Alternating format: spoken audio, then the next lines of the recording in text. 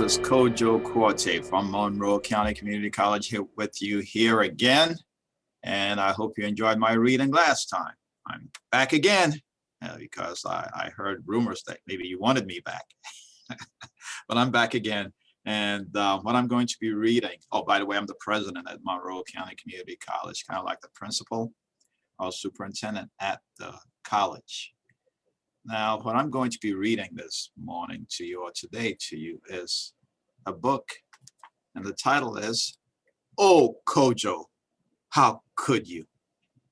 And no, it's not about me. It's about a kid called Kojo, okay? And it's an African tale, and this African tale is from Ghana. It's an Ashanti. There's a tribe called the Ashanti. And it's from Ghana. It's an Ashanti tale, and there they have these tales about the spider, okay, who was this tricky individual, and the spider is called Anansi. And so this is a story about Anansi and a boy by the name of Kojo, or as they say there, Kojo, which is the actual pronunciation, Kojo. So let's follow this along. In Ashanti land, in the old days, whenever mischief was done, people would always say, "It isn't one thing, it isn't two things, it's Anansi." Anansi lived beside the path that crosses the river that gurgles. Across the river was the hut of a woman named Tutuola. She lived by herself and was very lonely. One Monday, Tutuola went to the river that gurgles. She said, "Spirit of the river, give me a son." The river spirit answered in a gurgly voice, "You shall have a son, but he will not like to work. He will only like to spend your money. However, one day he will repay you." Anyway, Tutuola went home, and that very afternoon she had a son. That was quick. It's magic. She named him Kojo, which is the usual name for a son who was born on Monday. Since he was a magic child, he was not long in growing up. By evening, he had become a young man. The next morning, as soon as dawn lighted the doorway, Kojo said, "Ma, give me a packet of gold dust. I want to go to the sea to buy salt." Tutuola said to herself, "It is just as the river spirit said. He only wants to spend money." But she gave him a swanu of gold dust, and that's a little bit of gold dust, and she warned him, "Have nothing to do with that trickster Anansi who lives by the river." All right, he's got the gold, headed to the river. Kojo set out. Soon he came to the river that gurgles. The water was only knee-deep, so he splashed through it. Farther on, Kojo saw the compound of Anansi. The man was sitting in his doorway with a small pile of sticks in front of him. Now, Kojo had meant to pass by Anansi's house without even saying "how do." But just then, a dog ran to Anansi with a stick in his mouth, and tick, he dropped it on the pile. Kojo heard Anansi say, "Good dog, now fetch another one." The dog trotted into the bushes and came back with another stick. All right, what Kojo didn't know was that this was a game Anansi played with his dog. He would throw a whole armful of sticks and wait for the dog to retrieve them. Kojo asked, "Anansi, is that dog gathering firewood?" Anansi chuckled, "Good, good, good." He saw the gold in Kojo's hand, and a greedy gleam came into his eyes. He said, "This here dog is an African woodhound. He gathers wood all by himself." Now, Kojo didn't like to work. We know that. And he thought it would be a great convenience to have a dog that fetched firewood. He asked Anansi, "Will you sell that dog?" Anansi was willing. As soon he had the gold, and Kojo had the dog. Oh. When Tutuola saw what he had bought, she said, "Oh, Kojo, how could you? A whole packet of gold dust for one good-for-nothing dog?" And when she found that the only wood the dog would fetch was the stick thrown for him, she knew that indeed Kojo had been tricked. Tutuola said, "It isn't one thing. It isn't two things. It's Anansi. Kojo, did you buy that dog from Anansi?" Kojo had to admit he had. All right.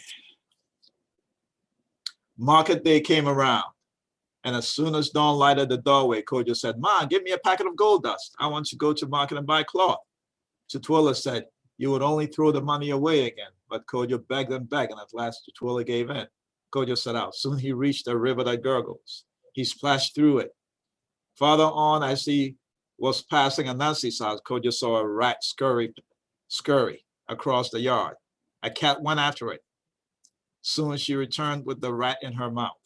What Kojo didn't know was that this was a game Anansi played with his cat and his pet rat.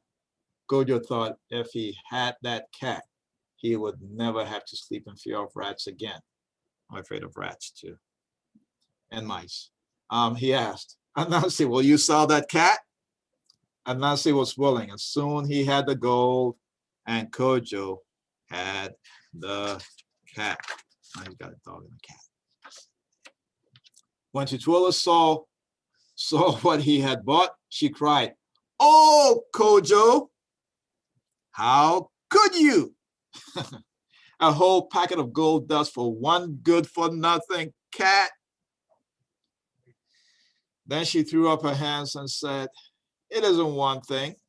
It isn't two things. It's Anansi.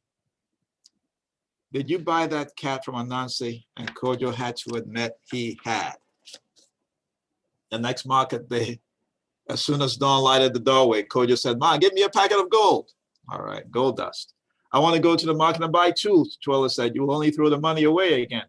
"No, Ma," said Kojo, "this time I won't stop at Anansi's house. I won't even look at it." So Tutuola gave him the money and he set out.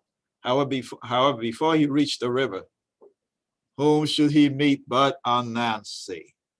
The trickster. Look at him, his bald head. Anyway, so Tutuola gave him the money and he set out. However, before he reached the river, whom should he? Oh, it was Anansi. Okay, Anansi had a dove on a string. The dove was scratching in the leaves behind the path. She found a snail and dropped it, pip, into a bucket that Anansi carried. She found another snail and another. Now, Kojo liked fried snails past all things. Yummy, ooh, delicious. Ooh. But he didn't like to hunt for them. He asked Anansi, "Will you sell that dove?"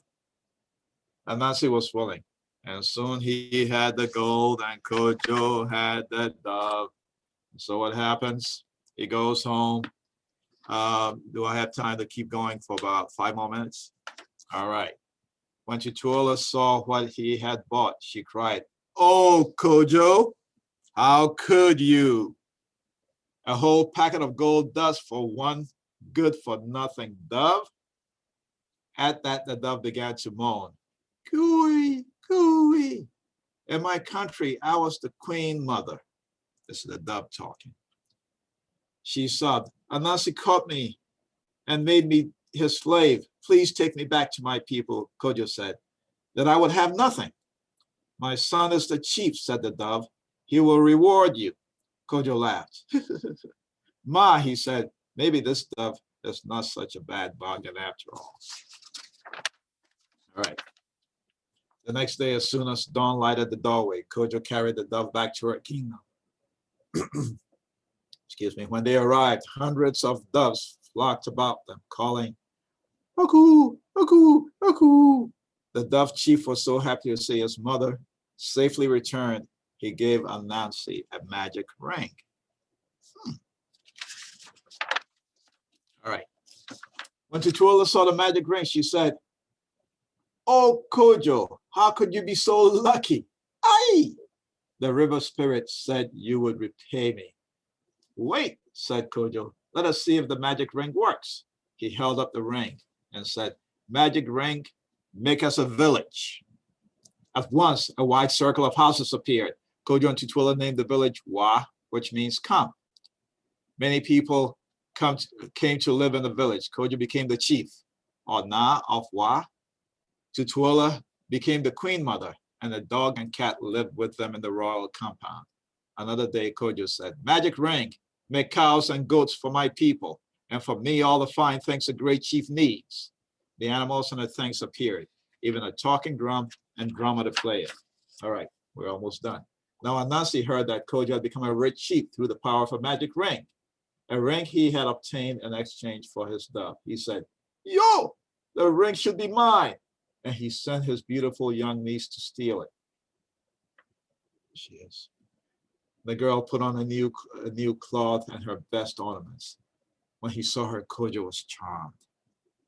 He showed her his fine things, including the magic ring.